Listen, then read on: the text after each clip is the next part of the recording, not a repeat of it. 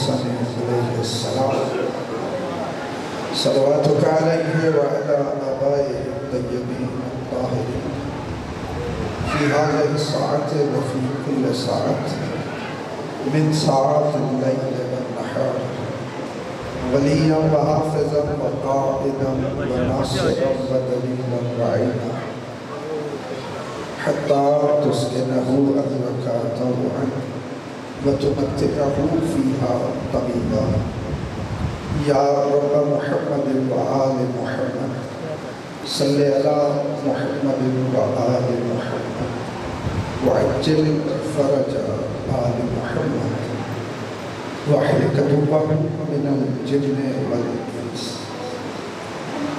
ولعنة الله الدائمة على أعدائهم أجمعين ملعونين من الأزل إلى يوم الدين أما بعد فقد قال الحكيم في كلامه بسم الله الرحمن الرحيم فأقم وجهك للدين حنيفا فطرة الله التي فطر الناس عليها لا تبديل لخلق الله ذلك الدين القيم ولكن اکثر الناس لا یعلمون۔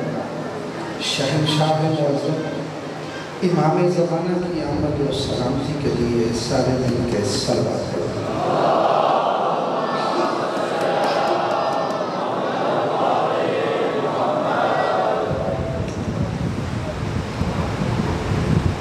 خالق کائنات نے ہم انسانوں کو دین فطرت عطا فرمایا ہے جو ہر انسان کے وجود میں پیدا ہوتے ہی بلکہ پیدا ہونے سے پہلے ہوتا ہے،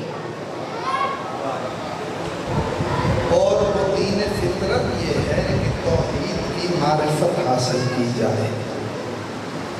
اگر معرفت میں توحید نہ ہو تو جو کچھ بھی کرتا جاؤ وہ کسی کام کا نہیں۔ اور گزشتہ مجالس میں نے یہی بیان کیا کہ معرفت توحید انسانوں کی عقل سے نہیں مل سکتی، دماغ سے معرفت توحید عقل سے نہیں مل سکتی، بلکہ معرفت توحید صرف اس سے لے سکتے ہیں جو اللہ کو جانتا ہو۔ اب تھوڑا سا آگے بڑھے، ہم جو لا الہ الا اللہ پڑھتے ہیں، جتنے بھی آپ سارے پڑھتے ہیں، بولو تو صحیح، جو انسان بھی لا الہ الا اللہ پڑھتا ہے تو یہ لا الہ الا اللہ ایک دعویٰ ہے کہ ہم دعویٰ کرتے ہیں کہ کوئی الہ نہیں اللہ کے سوا۔ کائنات میں کوئی دعویٰ اس وقت تک قبول نہیں ہوتا جب تک اس کی دلیل نہ ہو۔ اگر دلیل نہ ہو تو وہ دعویٰ قبول نہیں کیا جائے گا۔ قبر میں بھی جب اللہ کو پوچھا جائے گا، منکر و نکیر آگے جب پوچھیں گے من رب کا، جب اللہ کا پوچھا جائے گا تو موت کے بعد وہ حجابات ہٹ جاتے ہیں، چاہے وہ مسلمان ہے چاہے کافر ہے، وہ تو حقیقت کو موت کے بعد جان چکا ہے۔ کیا وجہ ہے کہ قبر میں مومن جواب دے سکے گا، کافر جواب ہی نہیں دے سکے گا۔ اس کی وجہ یہ ہے کہ قبر میں صرف وہ جواب دے سکے گا جس کے پاس لا الہ کی دلیل ہو۔ اب میں تمہید کے بغیر گفتگو کرنے لگا ہوں۔ جب مولا سے پوچھا گیا کہ مولا یہ لا الہ کی توحید کی دلیل کیا ہے، وہ آخری بندے تک جو میرے ساتھ ہیں چلو عرش پہ چلیں، جب مولا سے پوچھا کہ مولا یہ لا الہ کون پڑھ سکتا ہے، کون صرف زبان سے پڑھتا ہے، کون اسے مانتا ہے، اس کی دلیل کیا ہے، تو میرے مالک نے فرمایا ان الحسین دلیل علی ذات اللہ، اللہ کی ذات کی دلیل صرف حسین ہے۔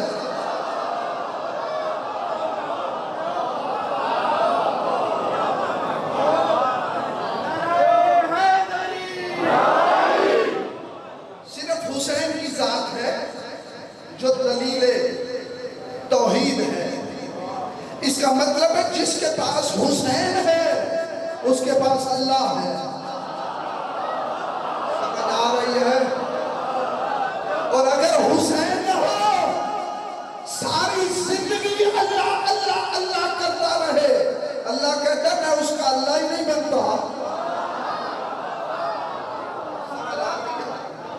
آؤ میں آپ کو اس زمین، اس دنیا کے بنانے سے بہت پیچھے لے کے جانا چاہ رہا ہوں۔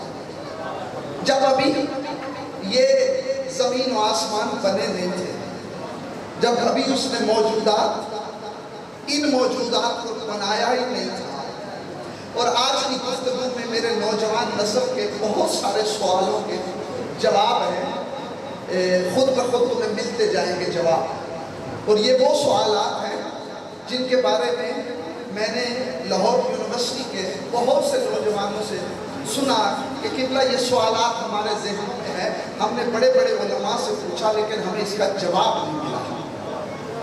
اور یقیناً آپ لوگوں کے ذہنوں میں بھی یہ سوال ہے، میں جلدی میں وہ سوال بیان کر دیتا ہوں۔ کئی سوالات انسانوں کے آپ کے ذہنوں میں ہیں جو ڈر کے مارے آپ کسی عالم سے پوچھتے نہیں، یا اگر پوچھا تو اس نے کہا یہ کون سا سوال ہے۔ آپ کئی لوگ دنیا میں، آپ لوگوں کی میں نہیں بات کر رہا، میں ان کی بات کر رہا ہوں جنہیں معرفت نہیں، وہ سوال سوچتے ہیں کہ یہ دنیا میں انسان جو کچھ کر رہا ہے یہ اللہ نے لکھا ہے تو بندے کر رہے ہیں، بولو ہے؟ اسی بنیاد پر 73 فرقوں میں سے بہت سارے فرقے ہیں جن کا عقیدہ ہی یہ ہے کہ جو کچھ بندہ کرتا ہے وہ اللہ نے لکھ دیا ہے تو بندہ کرتا ہے۔ اگر ایسا ہے تو جو گناہ کرتا ہے اللہ نے لکھ دیا تھا، پھر عذاب کس بات کا؟ دوسرا سوال پیدا ہوتا ہے یہ کربلا کیوں ہوا؟ اس میں کیا راز تھا؟ آخر کیوں یہ واقعہ ہوا؟ ہمارے ظاہرین علماء اس کا جواب دیتے ہیں اللہ دیکھنا چاہتا تھا۔ کوئی دوست بھی ہے جو اپنے دوست کو مصیبت میں دیکھ کر دیکھنا چاہے کہ وہ کیسا ہوگا؟ بولو تو صحیح ہے۔ اور اسی میں معرفت توحید ہے۔ چلو اپنے ذہن کو لے جو کائنات بننے سے پہلے ہے، بڑی لمبی یہ روایت ہے، کم از کم مجھے 2 گھنٹے چاہیے یہ روایت بیان کرنے کے لیے، لیکن میں اپنے وقت میں اس کو پورا کرنا چاہتا ہوں۔ اس حدیث کو کہتے ہیں حدیث عالم ذر۔ عالم ذر اس عالم کو کہتے ہیں جب اللہ نے روحوں سے عہد لیا، آپ سب سے بھی عہد لیا تھا۔ اس عالم میں اللہ نے پوچھا تھا الست بربکم، کیا میں تمہارا رب نہیں؟ ہر انسان نے کہا تھا تو ہی ہمارا رب ہے۔ اس عالم میں بات شروع ایسے ہوتی ہے کہ قریش والوں نے رسول سے پوچھا کہ حضور آپ 1.25 لاکھ نبیوں سے افضل ہیں، لیکن آئے آپ آخر میں ہیں۔ ان کے ذہنوں میں یہ خیال تھا کہ اگر آپ افضل ہوتے تو پہلے آتے، آپ آئے آخر میں تو افضل کیوں ہے؟ آپ لوگوں کے بھی ذہنوں میں سوال ہوتا ہے، آپ اپنے رسول کو افضل سمجھتے ہو، کیوں سمجھتے ہو؟ جب قریش والوں نے رسول سے پوچھا کہ حضور آپ اپنے آپ کو، آپ کی ذات کو اللہ نے سب سے افضل کیوں بتایا؟ تو رسول نے فرمایا عالم ارواح میں جب اللہ نے اپنی توحید کا اقرار لیا تھا تو میں محمد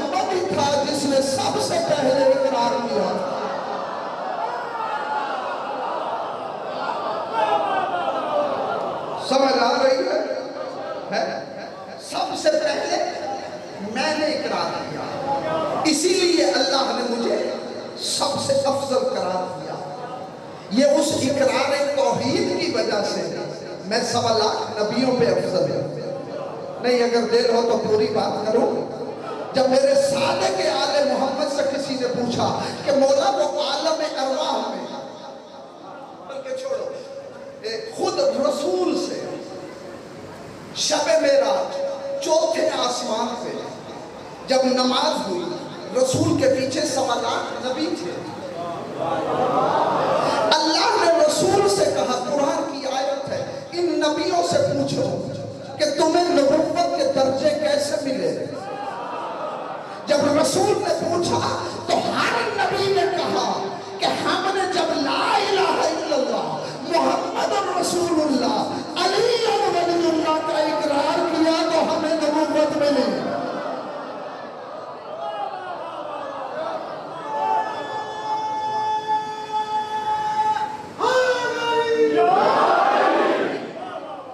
اس طرح کا نعرہ سننا ہے تو عرش سے گر جاؤ گے۔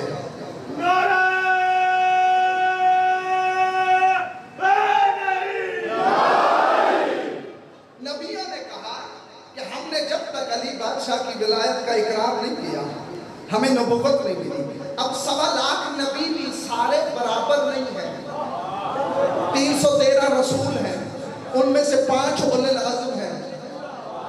5 اولو العزم میں بھی ابراہیم سب سے بلند مقام پہ ہے، اللہ کا خلیل ہے۔ حضور نے پوچھا کہ رتبے تمہیں کیسے ملے؟ نبیوں نے کہا جس نے پہلے علی کی ولایت کا اقرار کیا۔ سمجھ آ رہی ہے؟ جیتے رہو، اللہ اکبر، اسے رتبہ بلند ملا۔ رسول نے فرمایا کیونکہ ہم 14 نے سب سے پہلے اقرار کیا تھا۔ توجہ، یہ خیر و جنگ، خیر و شر کی جنگ وہاں سے شروع ہوئی۔ میں اشارہ ہی کر سکتا ہوں، پوری بات کر نہیں سکتا۔ اگر سمجھ جائے تو تمہیں یہ بھی پتا چل جائے گا شیطان کو بہکانے والا کون تھا۔ ہاں، ایسا نہیں ہے کہ شیطان نے سب کو بہکایا ہے، کچھ ایسے بھی تھے جنہوں نے عالم ارواح میں شیطان کو بہکایا۔ توجہ، میرے رسول نے فرمایا ہم 14 نے کیونکہ سب سے پہلے اقرار کیا تھا ہے تو فوری اللہ نے کی آواز بلند ہوئی، ایک نور الہی وہاں فضا میں پھیلا۔ وہ نور الہی ہم 14 میں آیا۔ جیسے ہی وہ نور الہی ہم 14 میں آیا، اس کی ساری صفات ہم میں آ گئی۔ سمجھ آ رہی ہے؟ یہ بہت مشکل گفتگو ہے جو آج تک منبر پہ ہوئی نہیں۔ اب میں کرنے لگا ہوں تو تمہاری آوازیں اگر میرے ساتھ نہ ملی تو میں رک جاؤں گا۔ سمجھ آ رہی ہے؟ فرمایا اللہ کا نور، نور الہی، فَسَطَعَتْ جَمِيعَ ذَرَّاتِ وُجُودِهِمْ فِي غَیبِهِمْ وَشُہُودِهِمْ۔ ہم 14 میں وہ نور الہی مکمل آیا۔ پتہ نہیں کیوں پریشان ہو، اس میں پریشان ہونے والی کیا بات ہے؟ اگر کسی کو شک ہے، یہ صرف شیعہ عقیدہ نہیں ہے، برادران اہل سنت کا بھی یہی عقیدہ ہے۔ اگر شک ہو تو کسی دن صبح اٹھنا جب صبح کی اذان ہو، دور جانے کی ضرورت نہیں، یہ 94 چک میں ہی گلیوں میں پھرنا۔ جس مسجد میں اذان شروع ہو، میرے اہل سنت بھائی صبح کی اذان میں اکثر اذان سے پہلے کہتے ہیں الصلاۃ والسلام علیک یا نور اللہ۔ سمجھ آ رہی ہے؟ یہ اللہ کا نور ہے، تو جو اللہ کا نور ہے وہ صفات اللہ کا مالک ہے۔ بولا ایسے ہی ہے نا؟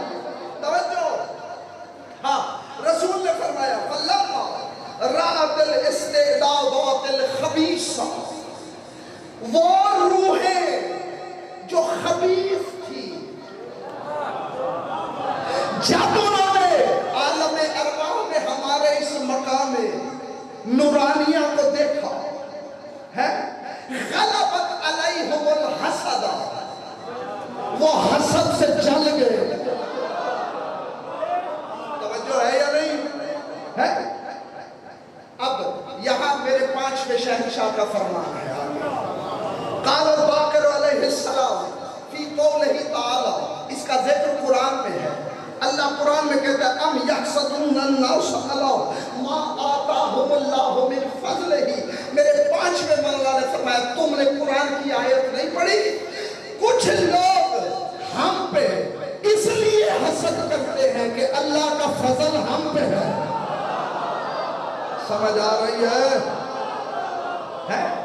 یحسدون الناس ہے علی ما آتاہم اللہ، اس بات پر حسد کرتے ہیں جو ہمیں اللہ نے عطا کیا.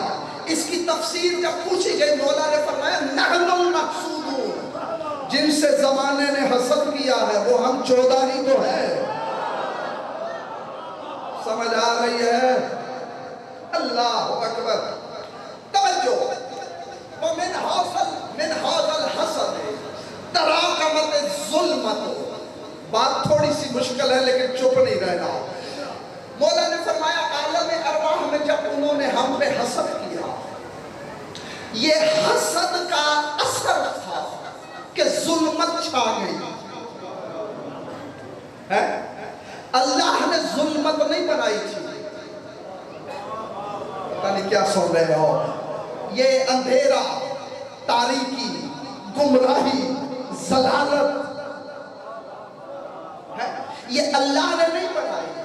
انہوں نے حسد کیا جس کی وجہ سے ظلمت چھا گئی. توجہ. اب میں اصل موضوع شروع کرنے لگا. ظلمت چھا گئی.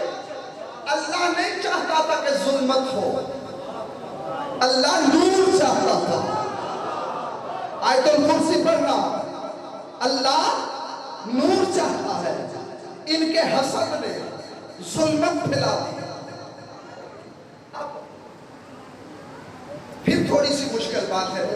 اگر تمہیں سمجھانا مقصد نہ ہوتا تو میں جلدی کر جاتا، تم وعدہ کر جاتے، پلے تو میں کچھ بھی نہ پڑھتا. میں جان کے رکتا ہوں تاکہ میرے بچوں کو بھی سمجھ آ جائے. اللہ اس دنیا میں کوئی کام زبردستی نہیں کرتا.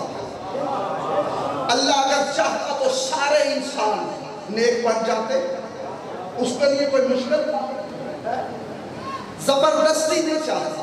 اس نے کہا ہے کہ میں نے تمہیں دونوں راستے بتا دیے ہیں، تمہاری مرضی ہے، جون سا مرضی چن لو. اگر نور والا چنو گے تو ملائک سے افضل ہے. سمجھ آ رہی ہے؟ اسی لیے تو میرے مولا نے فرمایا تھا الملائکہ تو خدامنا و خدام محبینا. فرشتے ہمارے بھی نوکر ہیں، ہمارے چاہنے والوں کے بھی نوکر ہیں. ساتھ ہو میرے. اللہ اکبر. اسی لیے اللہ نے کوئی زبردستی نہیں رکھی. ظلمت چھا گئی. اللہ چاہتا تھا کہ نور چھا جائے، ظلمت ختم ہو جائے. اللہ نے اعلان کیا میدان عالم ارواح میں فنادى منادى الحق من يرفع هذه الظلمة. اللہ نے مخلوق پہ اعلان کیا کوئی ہے جو اس ظلمت کو ختم کرے. توجہ ہے. ہاں یہ بھی ایک سوال ہے اکثر کے ذہنوں میں ہوتا ہے، ڈر کے مارے یہ نہیں پوچھتے کہ کہیں کفر نہ ہو جائے کہ اللہ نے 14 کو یہ مقام کیوں دیا. نعوذ باللہ ہمیں کیوں نہیں دے دیا؟ چاہتا تو دے سکتا تھا. ہے یہ بھی سن لو 14 کے پاس یہ مقام جو ہے یہ کوئی اللہ کا احسان نہیں. انہوں نے جو کیا ہے اس کا یہ بدلہ ہے. سمجھ آ رہی ہے؟ ہاں. امامت، خلافت، ولایت یہ کوئی بھیک میں علی نے نہیں لی. پتہ نہیں کیا سن رہے ہو. اگر بھیک میں لی ہوتی تو جنگ صفین میں ابن عباس سے نہ کہتا تم پر خلافت مجھے اس اپنی نالین سے بھی کمتر لگتی ہے.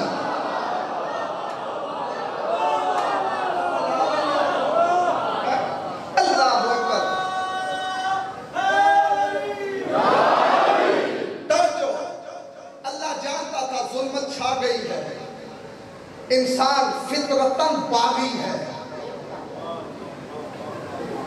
جس چیز سے روکو وہی کرتا ہے۔ اللہ بھی جانتا تھا بندے گناہ کریں گے، گناہ کے نتیجے میں ظلمت میں چلے جائیں گے، جب ظلمت میں جائیں گے تو جہنم میں جائیں گے۔ کوئی بھی اپنی بنائی ہوئی مخلوق کو جلانا نہیں چاہتا، سمجھ آ رہی ہے؟ اللہ کو کوئی شوق نہیں کہ مخلوق کو جہنم میں پھینکے، وہ تو چاہتا ہے کہ سارے جنت میں جائیں، نور کی طرف جائیں، کمال کی طرف جائیں، نقص کی طرف نہ جائیں۔ تو اللہ نے اعلان کیا، جانتا ہوں اکثریت ظلم میں جائے گی، گناہ میں جائے گی، غلط کریں گے، کوتاہیاں کریں گے، تو اللہ نے اعلان کیا من یرفع ہذہ الظلم، کوئی ہے جو اس ظلمت کو ختم کرے؟ توجہ، دوسری روایت میں لفظ یہ ہے، میرے مولا نے فرمایا کہ آواز قدرت آئی من یشتری العصمت من خلقی، میرے بندے گناہ کریں گے، کوئی ہے جو میرے گناہ گار بندوں کو خرید لے؟ نہیں، مزاج ملاؤ، مزاج، اگر سننا چاہتے ہو تو مزاج ملاؤ۔ آواز قدرت آئی، کوئی ہے جو میرے گناہ گار بندوں کو خرید لے؟ اب یہ اعلان عام تھا، اس میدان میں 1.25 لاکھ نبی بھی تھے، تم سب بھی تھے، مسلم کافر سب تھے، قیامت تک آنے والا ہر انسان، اس کی روح وہاں موجود تھی۔ اس نے اعلان عام کیا، کوئی بڑے، ہر مخلوق کے دل میں خواہش پیدا ہوئی کہ میں یہ کام کرتا ہوں، پوچھا اے اللہ اس کے بدلے میں دے گا کیا؟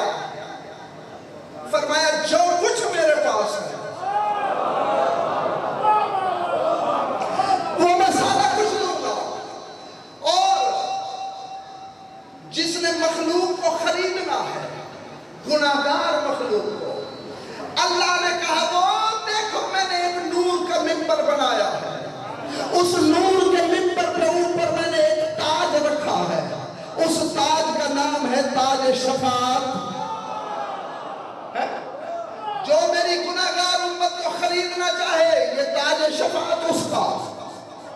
توجہ، ہر بندے کے دل میں خواہش ہوئی میں خریدوں، مخلوق آگے بڑھنے لگی، آواز قدرت آئی مفت میں نہیں ملے گا، کچھ شرطیں ہیں۔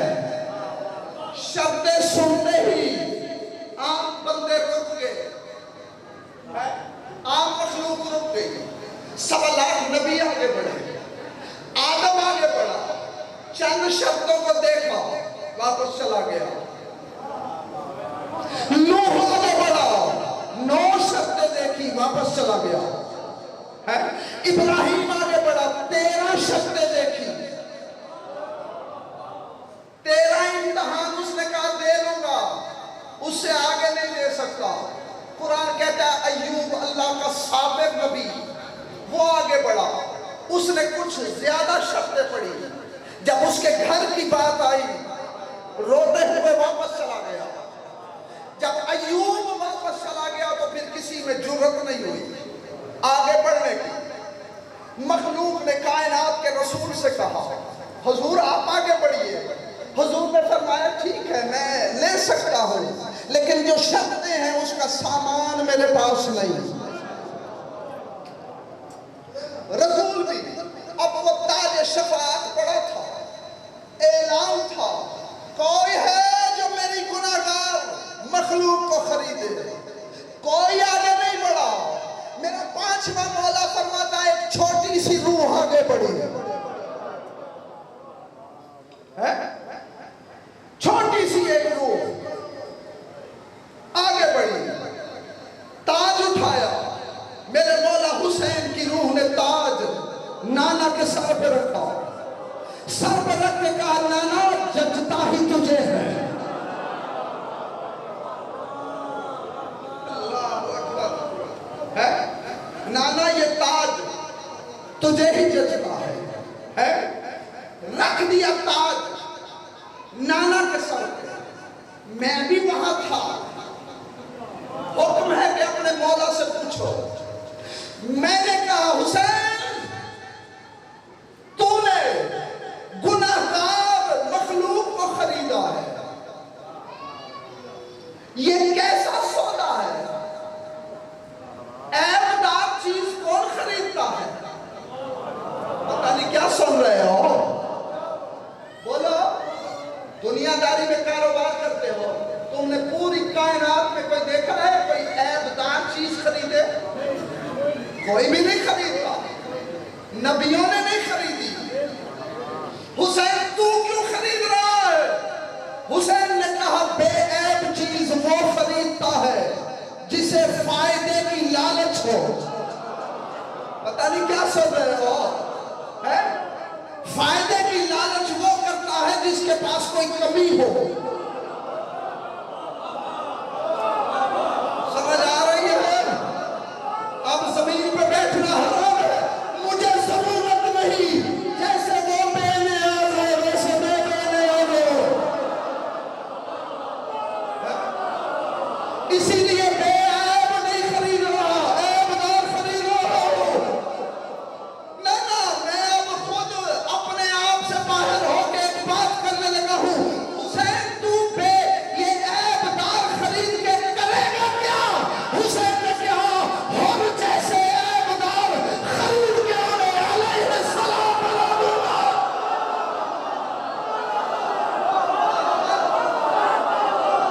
समझ आ रही है? अल्लाह अकबर। तो बाहर वाले मेरे साथ हो ना। हुसैन ऐबदार खरीद के करेगा क्या? कहा हम जैसे खरीद के अलैहिस्सलाम बनाऊंगा। इसीलिए तो कहता हूं कायनात में हुसैन की मिसाल नहीं मिलती। तवज्जो। 63 बरस मेरे रसूल ने ऐबदारों को सही कर के रज़ी अल्लाह बनाया। हुसैन ने एक दिन में हर को अलैहिस्सलाम बनाया। अल्लाह अकबर। समझ आ रही है?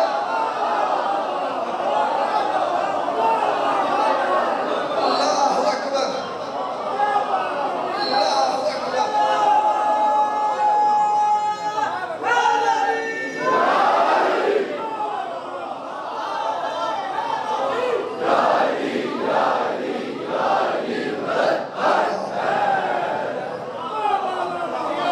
हुसैन कायनात में बेमिसाल है, इसकी मिसाल मिलती नहीं है। हर को हम पल्लाए अंबिया बना गया। अंबिया भी अलैहिस्सलाम, हर भी अलैहिस्सलाम। समझ आ रही है? नाना हर है क्या? हर वो है जिसकी कब्र की जियारत के लिए 1.25 लाख नबी आते हैं। सिर्फ सभी 1.25 लाख नबी नहीं, अल्लाह के फरिश्ते आते हैं, क्योंकि होर है बाबुल हुसैन। समझ आ रही है? जिसने जहां जाना होता है दरवाजे से आना पड़ेगा। हुक्म है करबला जाओ तो पहले होर को सलाम करो। समझ आ रही है? बज़ाहिर देखा जाए तो शोहदाए करबला में होर सबसे पीछे वाले नंबर पे है? क्यों? बाकी जितने शोहदाए करबला है उनकी जिंदगी में कोई ना कोई अमल है। होर वाहिद है जिसकी जिंदगी में कोई अमल ही नहीं है। पता नहीं क्या सुन रहे हो? क्यों? वाहिद होर है जो शब आशूर तक यजीदी फौज में था। यजीदी फौज में रहते हुए उसने जो कुछ भी किया वो कबूल नहीं। समझ आ रही है? अल्लाह जाने हुसैन की जात कैसी है। जिसने कुछ अमल नहीं किया हुसैन ने उसे बाबुल हुसैन बनाया। समझ आ रही है? क्यों? ये कायनात का वो करीम है जिसकी मिसाल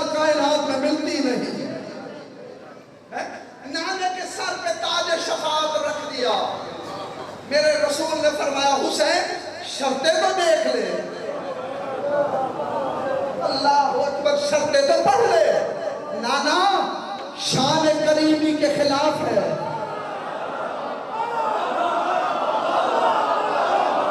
کہ شرطیں دیکھو میں نے تاج تیرے سر پہ رکھ دیا ہے, اب میں جانو شرطیں جانے. وہ آخری بندے تک اگر اس جملے پر کھڑے ہو کہ حسین کو سلام کرو حق ادا نہیں ہوگا. شان کریمی کے خلاف ہے کہ میں شرطیں دیکھو. حسین ذرا دیکھ تو صحیح, بڑی مشکل ہے. نانا آ جانا میدان میں, جب شرطیں پوری کرنی ہوگی تیری عزت کی قسم وہ کہے گا بس کر حسین.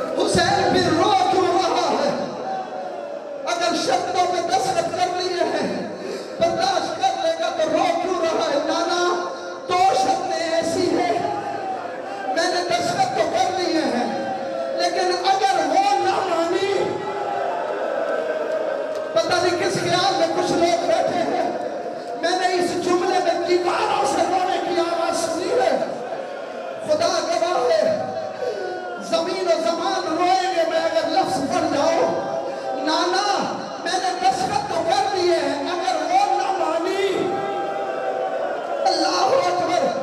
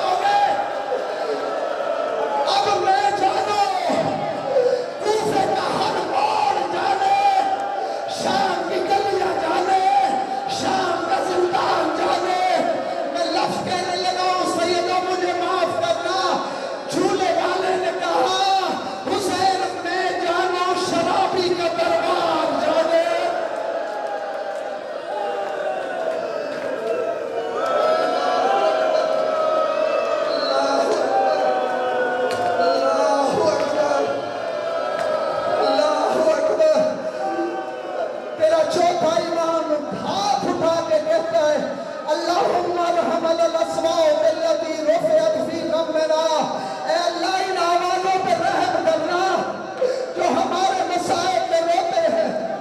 خدا گواہ ہے جب نوجوان روتے ہیں نا، 4 سال کی شہزادی اللہ کو کہتی ہے، اللہ گواہ ہے نا جب تک یہ جنت نہ جائے میں نہیں جاؤں گی. پتہ ہے کیوں کہتی ہے؟ اس کی وجہ یہ ہے، کہتی ہے اللہ مجھے بابے کے لاشے پہ رونے نہیں دیا.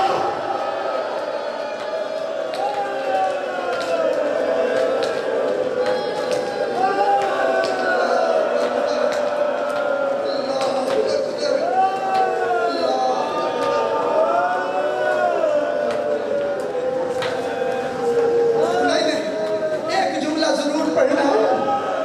اس کی وجہ یہ ہے کہ حسین کے اس معاہدے کی تکمیل نہیں ہوتی. زمانے کو پتہ نہیں حسین نے کیا کیا ہے. خدا گواہ ہے حسین وہ ہے جس نے وہ کام کیا ہے جو کائنات کی فطرت کے خلاف ہے. ہر گھر میں 4-5 سال کی بچیاں ہیں، اور جن کی چھوٹی چھوٹی بچیاں ہیں، جن کی چھوٹی چھوٹی بہنیں ہیں. میں دیکھتا ہوں کون شیعہ ہے اور منہ پہ ماتم نہیں کرتا. فطرت